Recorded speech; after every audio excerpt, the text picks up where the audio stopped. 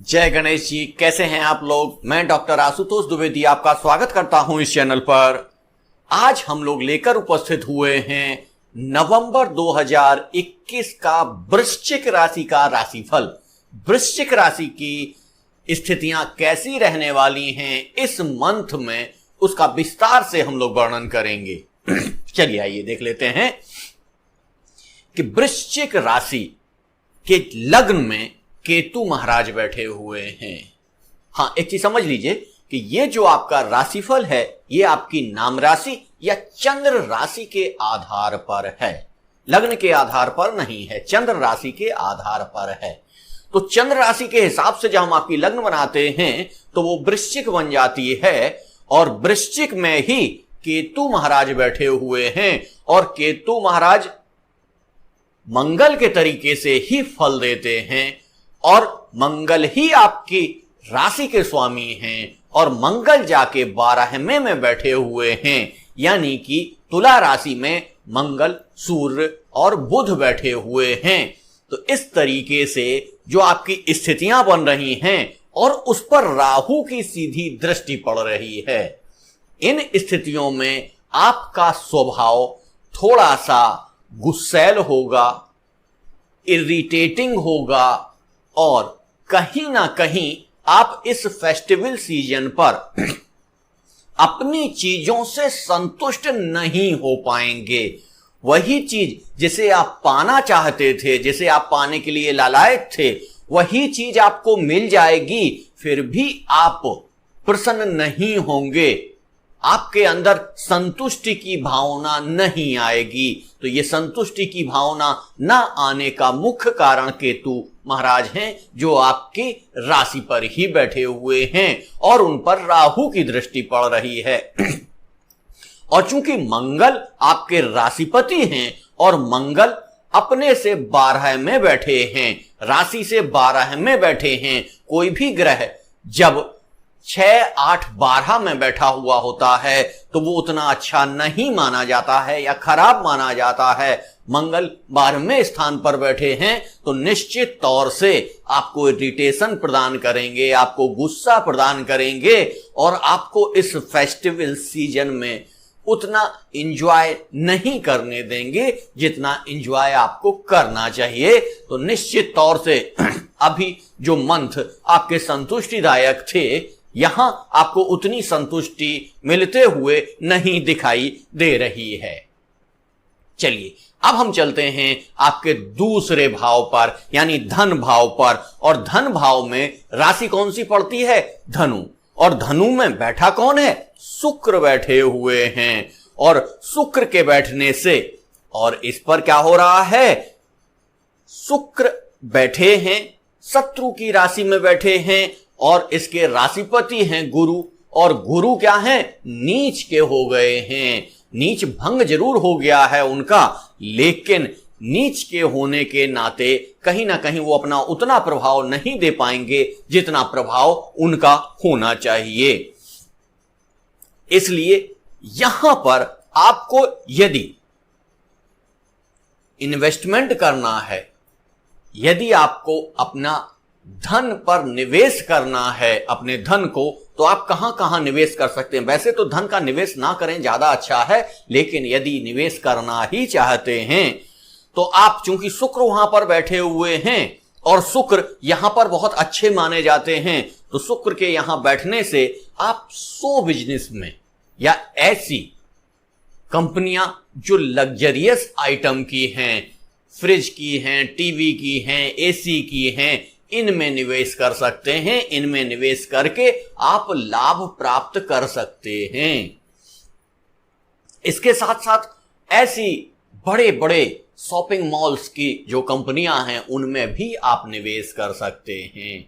और यदि आपको और भी चीजें निवेश करनी हैं तो पढ़ाई लिखाई के सामान की जो कंपनियां हैं उनमें निवेश कर सकते हैं। ऐसी स्थितियां यहां पर दिखाई दे रही हैं, इनमें आप निवेश करके अच्छा लाभ प्राप्त कर सकते हैं। लेकिन ये इन्वेस्टमेंट आपके लिए बहुत सूटेबल अन्य जगह पर नहीं होगा। ये बहुत सीमित क्षेत्र हैं जहां पर इन्वेस्टमेंट करके आप पैसा कमा सकते हैं। अन्य क्षेत्रों में आपका रिटर्न उतना अच्छा नहीं आएगा और अगर आप पैसे को लगा भी देंगे तो पैसे के नुकसान की संभावनाएं यहां पर दिखाई दे रही हैं। चलिए आइए देखते हैं आपके पराक्रम भाव को। तीसरा भाव जो होता है वो पराक्रम भाव होता है और पराक्रम भाव में राशि कौन सी पड़ी हुई है? मकर राशि पड़ी हुई है और मकर राशि में बैठे कौन हैं?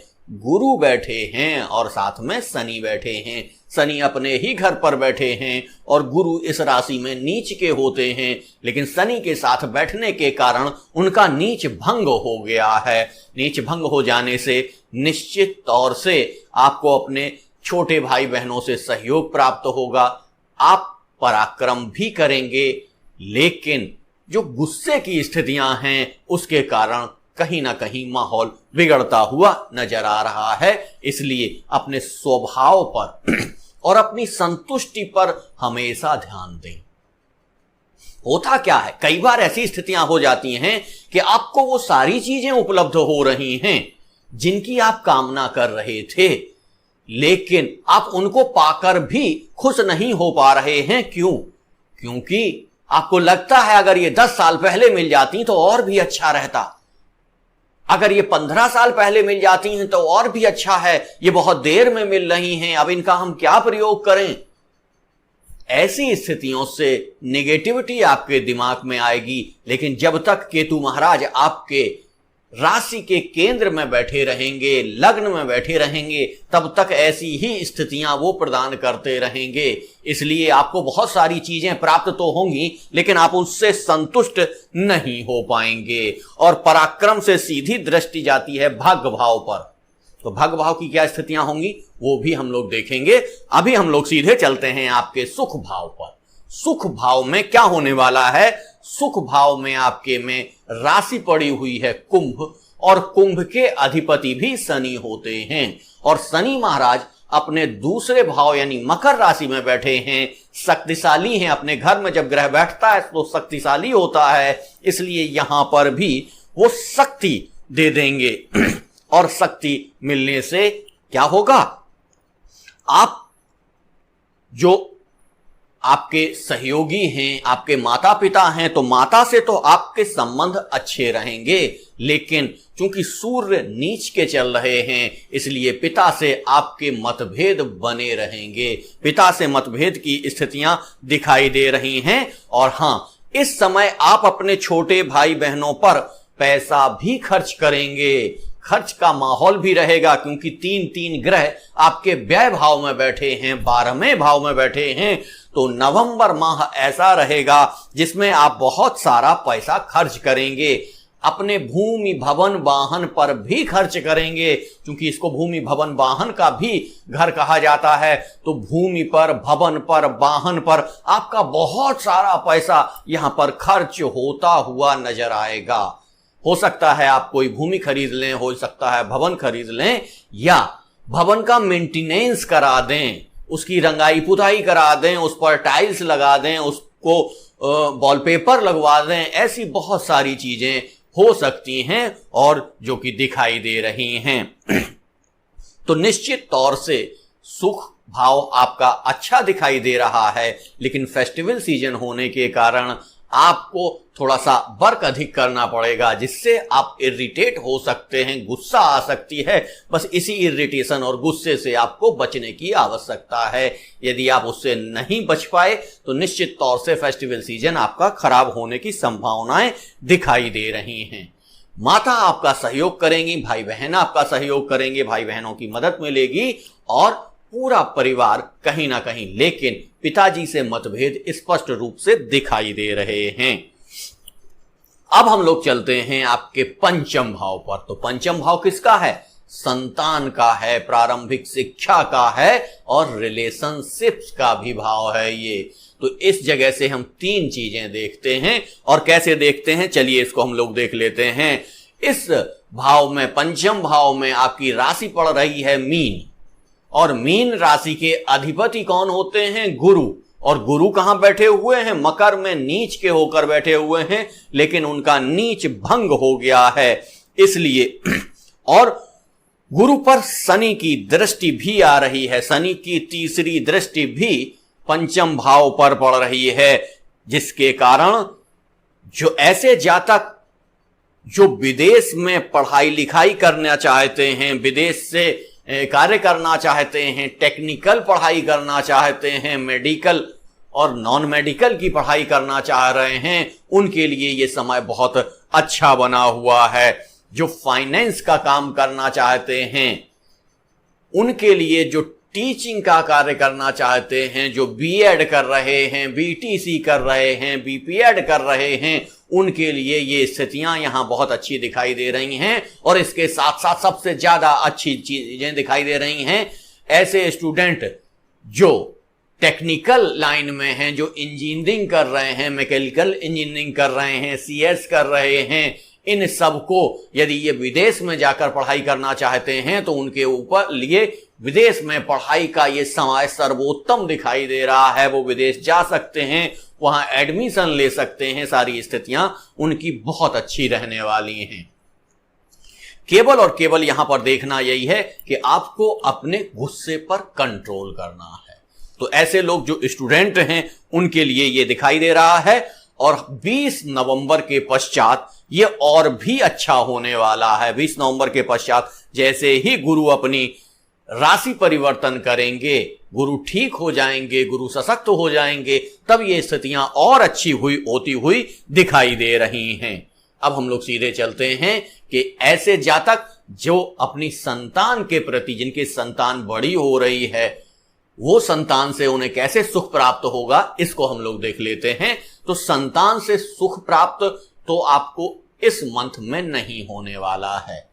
सुख किस अर्थ में कि जैसे संतान आपके साथ टाइम एक्सपेंड करे, आपसे बातचीत करे, ऐसी स्थितियां वहां नहीं दिखाई दे रही हैं। संतान अपने दोस्तों के साथ अधिक समय व्यतीत करेंगे, अपने दोस्तों के साथ पार्टी भी करेंगे, घूमने भी जाएंगे, सारी चीजें होंगी, लेकिन आपको थोड़ा सा समय कम मिलने वाला है। तो इसमें आप चिंतित ना हो, क्योंकि ये फेस्टिवल सीजन है और आपकी संतान निश्चित तौर से सेलिब्रेशन के मूड में रहेगी, इसको सेलिब्रेट करेगी, अपने दोस्तों के साथ, मित्रों के साथ, सहयोगियों के साथ वो ज्यादा रहना पसंद करेंगे। इसलिए आपको उसमें ज्यादा दिक्कत होने की जरूरत नहीं है। और हां, इसमें वो आपका पैसा भी खर्च करेंगे, तो यहां भी थोड़ा देखने की आवश्यकता है कि पैसा भी आपका खर्च होगा, आपको टाइम भी नहीं मिलेगा। तो संतान से यदि आप ऐसी कामना कर रहे हैं, ऐसी अपेक्षा कर रहे हैं कि वो आपके पास आए, तो ऐसी स्थितियां नहीं होंगी। तो आप मेंटली प्रिपेयर्ड हो जाइए पहले से कि ऐसा नहीं होने वाला है। संतान थोड़ा बहुत आपको समय देगी, आपका सम्मान करेगी, सारी चीजें होंगी, लेकिन आपको टाइम उनका नहीं मिलने वाला है। और रिलेशनशिप भी यहीं से देखे जाते हैं। जो हमारे युवा साथी हैं, हमारे युवा दर्शक हैं, उन लोगों के लिए ये समय बहुत अच्छा है। और 20 नवंबर के पश्चात तो ये और भी अच्छा होने जा रहा है। तो इस समय आपके रिलेशंस अच्छे रहेंगे, रिलेशंस में बहुत ज्यादा दिक्कत नहीं रहेगी, लेकिन निश्चित तौर से कुछ ऐसे लोग आपके रिलेशंस के बीच में आने का प्रयास करेंगे, जिन्हें आप थोड़ा सा भी समय दे देंगे, या कह लीजिए थोड़ी सी भी जगह अपने रिलेशन में दे देंगे, वो आपके रिलेशन को खराब करने का पूरा फायदा उठाएंगे। क्योंकि सप्तम भाव में कौन बैठा हुआ है? राहु। और राहु क्या करते हैं? षड्यंत्र करते हैं। तो षड्यंत्र कहां से होगा? आपके घर से, परिवार से, मित्रों से षड्यंत्र होने की संभावनाएं हैं। तो उनसे आपको बचकर रहने की आवश्यकता है। आपको अपने अपने पार्टनर, अपने प्रेमी, इनके बीच में जगह नहीं छोड़नी है। उनसे गुस्सा भी हो जाएं तब भी ऐसी जगह नहीं छोड़नी है जिसमें बीच में कोई व्यक्ति आके आप दोनों में गलतफहमियां पैदा कर दे। 20 नवंबर के पश्चात वो भी स्थितियां समाप्त हो जाएंगी। गुरु जैसे ही चेंज होंगे, आपकी स्थितियां बहुत अच्छी चलने लग जाएंगी। ऐसी स्थितियां हमको यहां पर दिखाई दे रही हैं।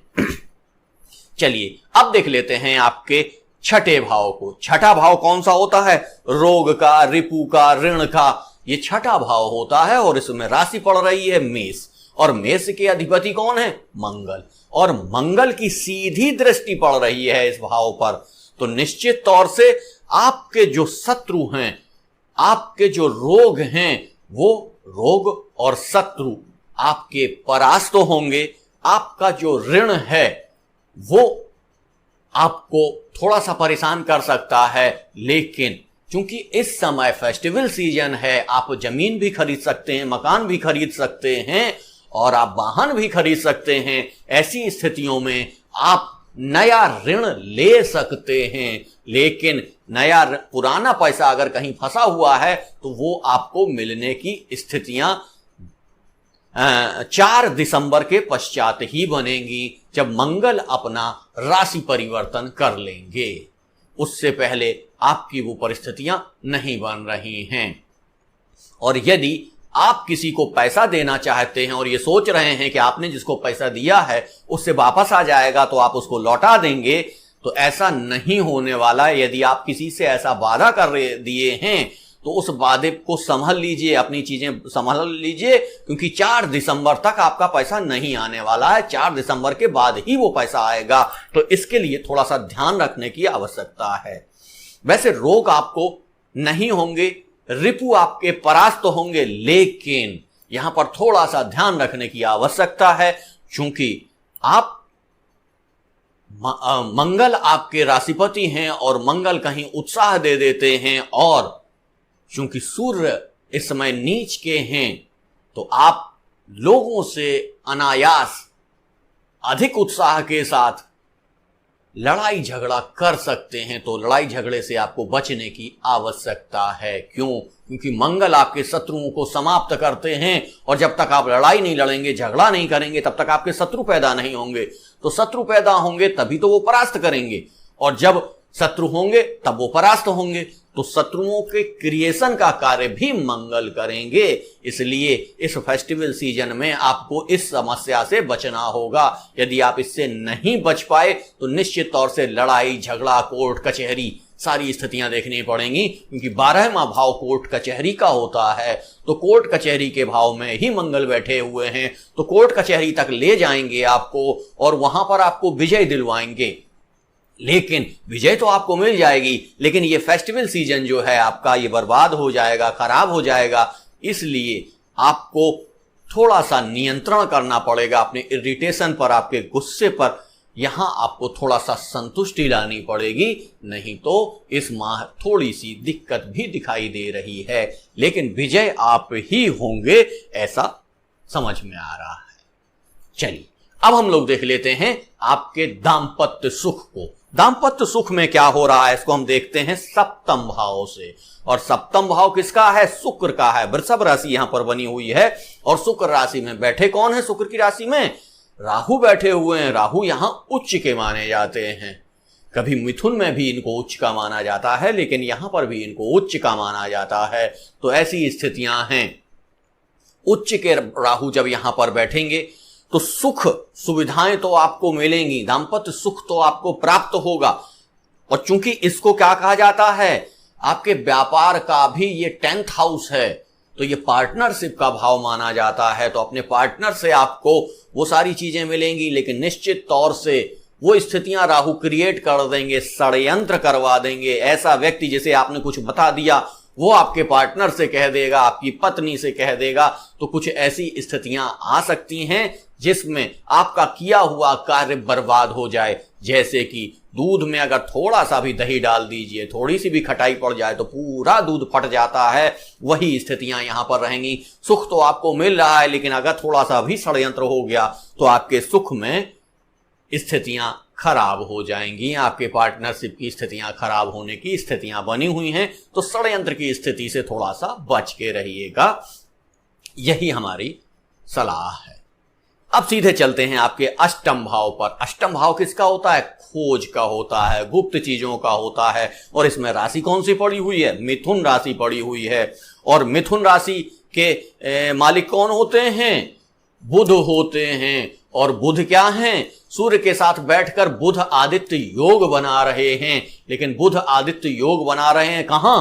12वें भाव में। तो 12वें भाव में बुध आदित्य योग उतना अच्छा नहीं माना जाता है। अन्य भावों में अगर बनता तो ये अच्छा माना जाता। इसलिए यहां पर भी आपको खोज करने का, रिसर्च करने का और उसका टाइम नहीं मिलेगा। आप फेस्टिवल सीजन में लगे रहेंगे, आप हर घर की रंगाई पुताई और उसमें ही लगे रहेंगे और इसके साथ साथ परिवार के सुख को देखने में लगे रहेंगे, उसमें आपका सारा समय ये चला जाएगा। चलिए अब चलते हैं सीधा भाग्य भाव पर। भाग्य भाव की स्थितियां क्या हैं? भाग्य भाव में आपके में राशि पड़ी हुई है कर्क, जिसके स्वामी होते हैं चंद्रमा, और इस पर सीधी दृष्टि आ रही है, गुरु की उच्च दृष्टि यहां पर आ रही है और शनि की शत्रु दृष्टि यहां पर आ रही है। तो निश्चित तौर से आप जितना कार्य करेंगे उतना आपको फल भी प्राप्त होता रहेगा। गुरु निश्चित तौर से कमजोर हैं, लेकिन फिर भी आपको लाभ देने की स्थिति में हैं और जो भी आप कार्य करेंगे उसका प्रतिफल आपको प्राप्त होता रहेगा। ऐसी स्थितियां यहां पर दिखाई दे रही हैं। अब हम लोग सीधा चलते हैं आपके कर्म भाव पर।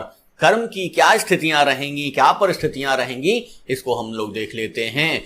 कर्म भाव में राशि पड़ी हुई है सिंह और सिंह के अधिपति हैं सूर्य, और सूर्य ही नीच हो गए हैं। पहले तो नीच भाव में बैठे हुए हैं और नीच राशि में बैठे हुए हैं, और दूसरा वो 12वें भाव में बैठे हुए हैं। तो इससे ऐसे लोग जो सरकारी सेवा में हैं, सरकारी नौकरी में हैं, उनके लिए ये समय अच्छा नहीं है। इसलिए जब तक सूर्य अपना राशि परिवर्तन नहीं कर लेते हैं तब तक बहुत संभल कर चलने की आवश्यकता है। ऐसे लोगों को जो सरकारी नौकरी में हैं, सरकारी कॉन्ट्रैक्टर हैं, सरकारी कार्य करते हैं, सरकारी उसमें लाइजनिंग करते हैं, उन सबको यहाँ पर थोड़ा सा सचेत रहने की आवश्यकता है, क्योंकि उनको क्या उनको पनिशमेंट मिलने की संभावनाएं बनी हुई हैं, उनके साथ स्थितियां खराब हो सकती हैं। लेकिन चूंकि 20 नवंबर के पश्चात गुरु की स्थिति चेंज हो जाएगी, गुरु की स्थिति चेंज होने के पश्चात ये सीधे आपके 10th हाउस को देखने लग जाएंगे और उससे पहले ही सूर्य भी राशि परिवर्तन कर लेंगे। तो निश्चित तौर से 20 नवंबर के पश्चात आपके लिए बहुत अच्छी स्थितियां होने वाली हैं और ऐसी जगह पर और ऐसे स्थान जहां पर सूर्य से संबंधित स्थितियां हैं और गुरु से संबंधित स्थितियां हैं, उन स्थानों पर आपका जो व्यापार है वो 20 नवंबर के पश्चात ही अच्छा दिखाई देगा, कार्यस्थल में वृद्धि होते हुए नजर आएगी। और ऐसे लोग जो पब्लिशर हैं, जो किताबों की दुकान खोले हुए हैं, जो किताबों का व्यापार करते हैं, कॉपियों का व्यापार करते हैं, जिनके स्कूल चल रहे हैं, जिनकी कोचिंग संस्थान चल रही हैं, उनके लिए नवंबर माह नॉर्मल है, लेकिन उसके पश्चात 20 नवंबर के पश्चात उनका बहुत अच्छा समय चलने वाला है, उनका बहुत विस्तार होने वाला है। और जो लोग लाइजनिंग का काम करते हैं, व्यापार वो मार्केटिंग का काम करते हैं, उनके लिए भी ये स्थितियां यहां पर अच्छी होने वाली हैं। जो फाइनेंस सेक्टर से हैं, जो बैंकिंग सेक्टर से हैं, उनके लिए भी यहां पर कार्यक्षेत्र में विस्तार होता हुआ नजर आ रहा है। लेकिन जो लोग इंफ्रास्ट्रक्चर से संबंधित हैं, जो लोग जमीन, मकान, जायदाद का कार्य करते हैं, उनके लिए भी यहां की स्थितियां अच्छी नजर आ रही हैं। लेकिन ये स्थितियां 4 दिसंबर के पश्चात और भी अच्छी हो जाएंगी और भी दिखाई देने लग जाएंगी। इसलिए नवंबर माह में थोड़े से कार्य क्षेत्र में जो क्षेत्र हमने आपको बताए हैं वो क्षेत्र बेहतर रहेंगे। जो क्षेत्र मंगल से संबंधित हैं उनमें थोड़ी सी दिक्कत और समस्याएं देखने को मिल सकती हैं। चलिए अब हम लोग देख लेते हैं आपके 11वें भाव को, यानी कि आय भाव को। आय आपको कहां कहां से प्राप्त होगी, किन किन परिस्थितियों में प्राप्त होगी, उनको आप देख सकते हैं। क्योंकि आय भाव में आपके में राशि पड़ रही है बुध की, यानी कन्या राशि पड़ रही है, और कन्या राशि के मालिक बुध 12वें भाव में बुध आदित्य योग का निर्माण किए हुए हैं। बुध आदित्य योग का उतना लाभ तो आपको प्रदान नहीं होगा, लेकिन फिर भी आपको आय तो प्राप्त होगी ही। ऐसे लोग जो निश्चित तौर से टेक्निकल क्षेत्र में हैं, जो लोग नॉन टेक्निकल क्षेत्र में हैं, जो लोग इंजीनियरिंग कर रहे हैं, जो सीएस कर रहे हैं, मैकेनिकल इंजीनियरिंग कर रहे हैं, सिविल इंजीनियरिंग कर रहे हैं, उनके लिए ये बहुत लाभदायक क्षेत्र है और उनको यहां से लाभ भी प्राप्त होगा। आप विदेश में जाके अपनी पढ़ाई कर सकते हैं, विदेश में रह के पढ़ाई कर सकते हैं, और यदि आप वहां जाते हैं तो आपको स्कॉलरशिप की भी व्यवस्था होने की संभावनाएं यहां पर दिखाई दे रही हैं। लेकिन आपको निश्चित तौर से कुछ ना कुछ सावधानियां रखनी पड़ेंगी, आपको कुछ ना कुछ ऐसी स्थितियां बना के रखनी पड़ेंगी जिससे कि आप इरिटेशन का शिकार ना हो, गुस्से का शिकार ना हो। ऐसी स्थितियों में रहकर आप अपने आय के क्षेत्र को बढ़ा सकते हैं। और ऐसे लोग जिनका पैसा विदेश में फंसा हुआ था, वो विदेश से पैसा आ सकता है। इस माह आपका खर्च अधिक देखने को मिलेगा, पैसा तो आएगा लेकिन खर्च बहुत अधिक देखने को मिलेगा।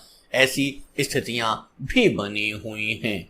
और व्यय भाव में चूंकि सूर्य, मंगल, बुध सारे लोग बैठे हुए हैं, तो निश्चित तौर से व्यय की स्थितियां अधिक देखने को मिलेंगी। गुरु और राहु की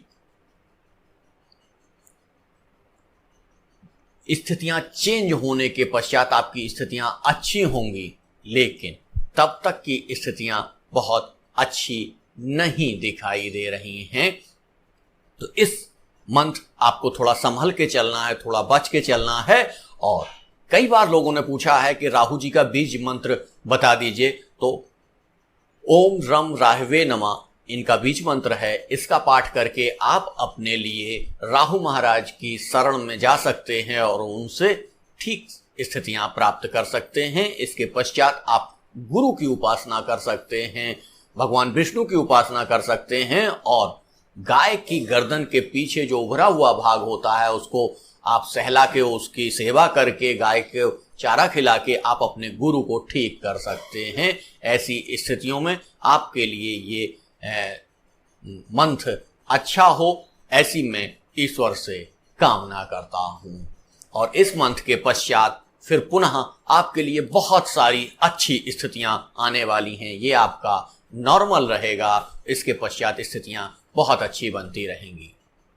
हाँ, हमारे जिन मित्रों ने, जिन दर्शकों ने हमारे चैनल को सब्सक्राइब नहीं किया है तो प्लीज इसको सब्सक्राइब कर लीजिए। और यदि आपको लगता है कि आपके राशि वाले, आपके मित्रों को, आपके सहयोगियों को, उनको ये वीडियो शेयर करना चाहिए, तो इसको शेयर करिए। धन्यवाद। जय गणेश जी।